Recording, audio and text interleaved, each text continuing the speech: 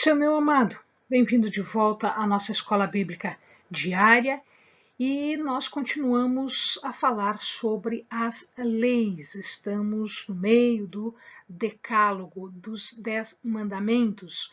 Então, pegue a sua Bíblia, pegue o seu caderno de estudos, ore ao Senhor, pede a Ele discernimento, entendimento, conhecimento e sabedoria, pede a Ele proteção para que nós possamos nos aprofundar nas leis do Senhor. Muito bem, o próximo mandamento é não matarás. Simples assim.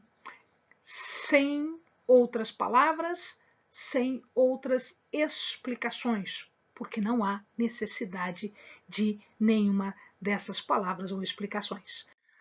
O sexto mandamento, portanto, é em relação à vida de uma outra pessoa. Portanto, nós já estamos na segunda tábua, que diz respeito às regras entre as pessoas.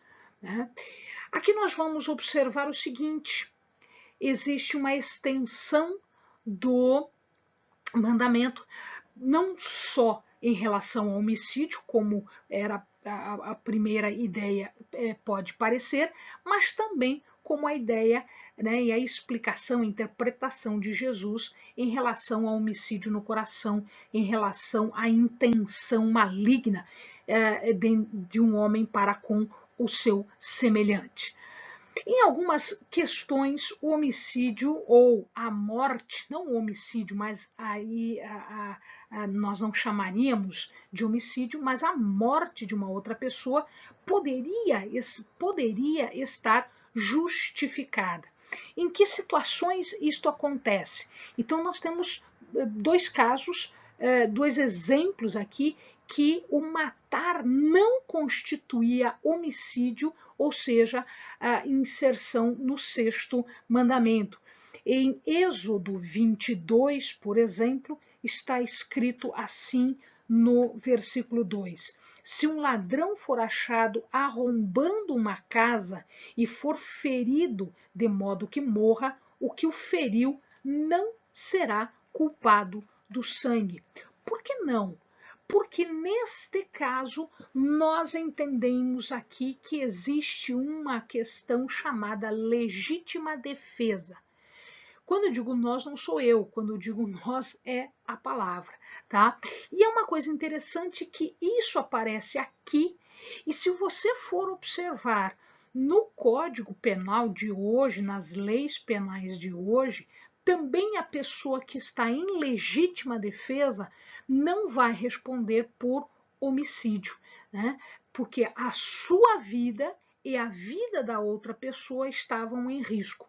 Então, como você estava na sua casa defendendo o seu patrimônio e a sua vida, acontece que o invasor, neste caso, se ferido e se vier a morrer, né, você não vai responder a este fato como se fosse um homicídio, né, porque não houve uma intenção, você estava se defendendo. Então, legítima defesa.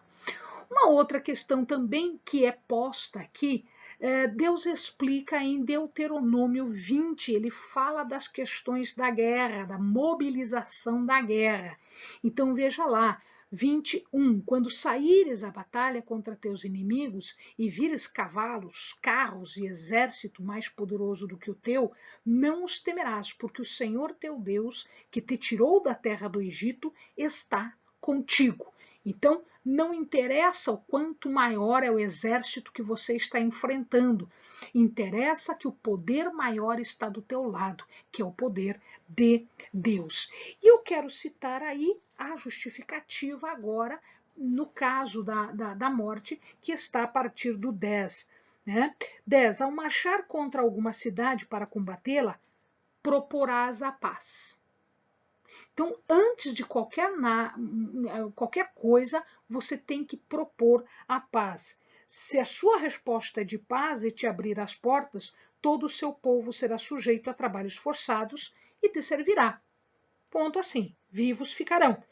12. Se ela recusar a paz e preferir a guerra, então a sitiarás. Ou seja, vai fazer o cerco e vai lutar contra ela. 13. quando o Senhor teu Deus a entregar nas tuas mãos, passarás todos os homens ao fio da espada. Ou seja, ordem do Senhor que entregou aquelas pessoas, então vai passar ao fio da espada, ou seja, vai matar. Tá? Neste caso, não é considerado homicídio.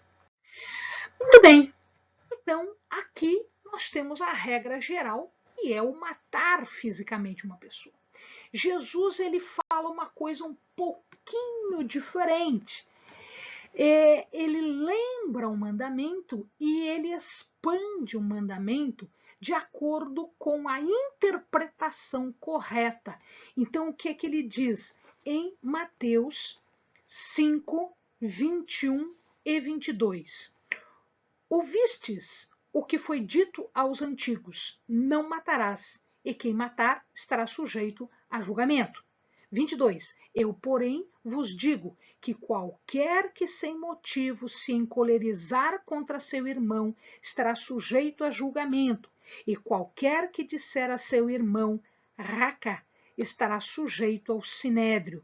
Mas quem disser, tolo, estará sujeito ao fogo do inferno.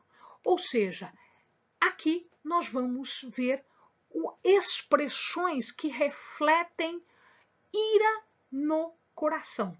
Então, o que é que nós temos aqui? Se no coração da pessoa ele já matou aquela pessoa, ele já cometeu o homicídio, ele não precisa fazer homicídio, ele já está em curso ao homicídio. Né? Então, veja aqui, isso nós podemos observar, por exemplo, o que aconteceu com Davi e Urias. Davi provocou a morte de Urias. Então, um pecado que foi um pecado, vamos dizer assim, de menor potencial, acabou causando a morte de Urias.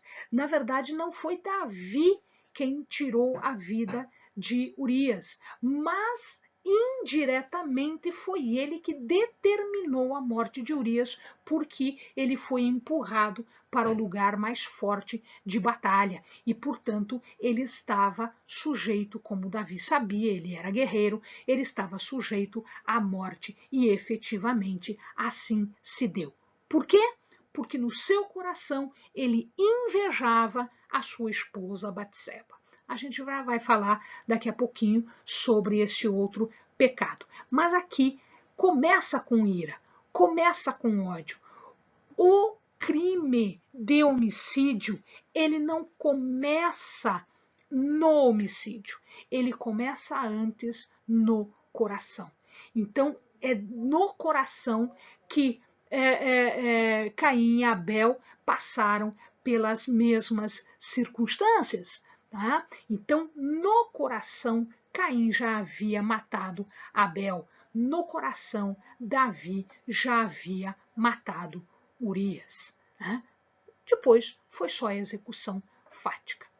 As palavras, elas podem ferir, elas podem matar de forma espiritual uma pessoa. Então, muito cuidado com isto também. A gente já falou sobre a língua, a gente vai falar de novo sobre a língua. Então, Jesus ele está colocando uma amplitude um pouquinho maior do que o simples fato, né, da execução. Então, não é só a execução que é o crime começa no coração. Amém, amados? Bons estudos.